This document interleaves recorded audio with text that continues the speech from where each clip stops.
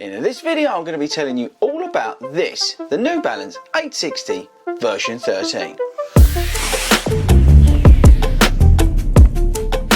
What is up everybody and welcome to 40 Runs. Now in this video I'm going to be talking about these, the 860 version 13. Now this is a mild stability shoe from New Balance, and on this channel I like to talk about stability shoes because unlike some other channels I actually do need a stability shoe now and then, so it's good that actually somebody who needs a stability shoe reviews them. Does that make any sense? Right, okay, so the New Balance 860 version 13. Now this is a bit of a staple diet for stability shoe wearers. In particular here in the UK, I see a lot of stability shoe wearers wearing the 860 shoe from New Balance. It tends to be this or shoes from Brooks, which is a little bit frustrating because I think there's some other good stability shoes out there from like the guys at Saucony. But anyway, we'll come on to that at the, let's say the second half of the video. Let's do the first half. Let's talk about the stats and features of this new 860 version 13.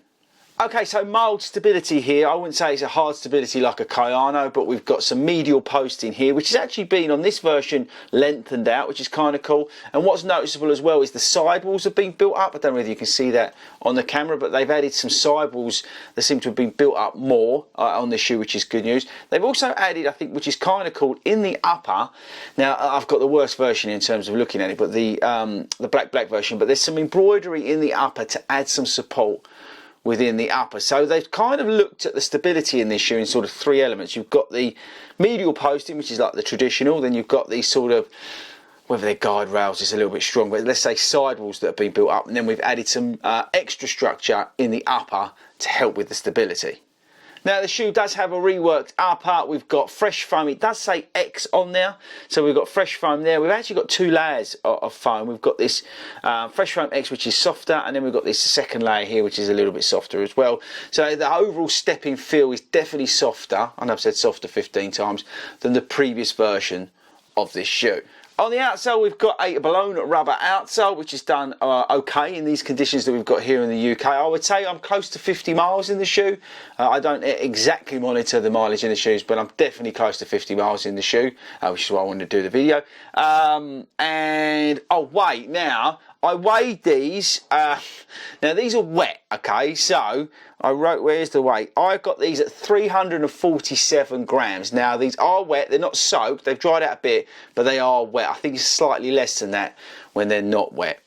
Okay, what else? So we've got a reworked upper. We've got a definite improvement in terms of, like I said, the stepping feel, but overall comfort of the shoe. I would say there's definitely a softer feel to it when you put it on. There seems to be a bit more foam in the shoe. Just seems to be a little bit more user-friendly. Now the shoe is, I would say, a little bit wider than the previous versions, but that said, I've still had to size up in the shoe. This is UK 10. If you're new to the channel, I usually go for a UK 9.5 in most of my shoes.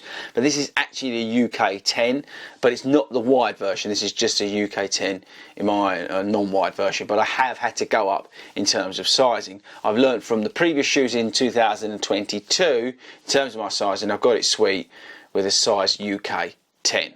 So I think that's it in terms of stats and features. £140, sorry, 10mm drop. That was the other things I missed out. I would say I think the quality's poor for New Balance. There's so much glue that's showing on it. I know it's very easy to criticise with the black version, but it just, the overall quality of it just seems a bit rubbish.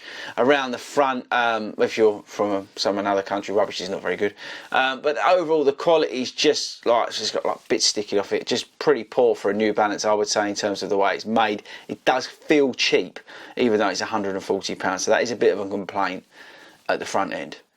Now, in terms of the stability, you don't feel like you're in a stability shoe, which is one of the reasons why I like the 860. It's not over the top in terms of the medial post and the feeling of it. 10mm drops quite high, but again, you don't really feel that as well. I would say, but I might be going mad, it feels a little bit more rockered, this shoe, than previous versions as well. But I do like the fresh foam, the feeling of the fresh foam within the shoe, the two layers. It's definitely softer feeling, and it's a comfortable shoe to wear. but you don't feel like you're moving around in it in terms of the stability, so it is doing what you want. It's definitely a nicer ride than, let's say, an A6 GT 2000, which is again a mild stability shoe. It's definitely better than that. The traction on the outside, like I said, is very good, in particularly where it's been wet. It's done very well for me in terms of the traction, so I've really appreciated that. But I've got one real problem with the shoe, and that is, to be honest with you, I think the Tempest is better. I really do. Mild stability, go for the Tempest from Saucony. It's just a little bit more fun, it's a little bit more exciting. It's got that's not that secret sauce, but it's just got a little spark to it versus this. This is a little bit like, I don't know, 10 years ago in terms of design and things like that. I think they could have done a little bit more with this. I know it's hard with stability shoes, but I don't know, it's just lacking that something. Maybe they could have, I don't know, put some fuel cell in here or something like that, just made it a little bit more sexy. But that said, it is important to remember this, that this is a daily trainer shoe that's not meant to be doing anything other than what it does and doing that very well. Does that make any sense? So although I would recommend 100% buying the Saucony Tempest, if you are after a daily trainer that needs some mild stability, I think this is worth a look. Is it better than the Brooks shoes? It's a tough one to call. The Brooks outsoles are terrible, but that said, I think this is a softer, nicer place to be. So it's a balance between the two. But the Brooks is a very competent stability shoe. So that's a bit of a toss-up. I think you've got to be looking at both of these shoes, but probably I would go for this over the Brooks shoes in terms of the stability shoes, mild stability shoes. But yeah, I do think though, you've got to remember what this is for, which is, as I say, those daily miles and doing the basics well-ish. So yeah, okay, I don't know whether I've added too much value. I think my experience in the shoe is that it's doing okay. It's nothing exciting. It's a typical stability shoe in the respects of, you know, it's pretty boring.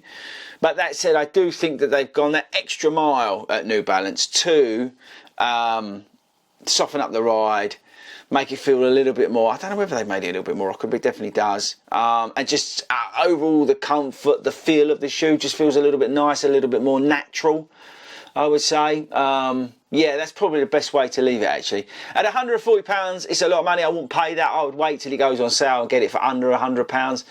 But really, if you are looking for a stability shoe or mild stability shoe in 2023, I've still got to send you to the Saucony Tempest. I think that's where it's at, people. If you're a stability shoe wearer and you need something that's mild stability, that's definitely the way to go.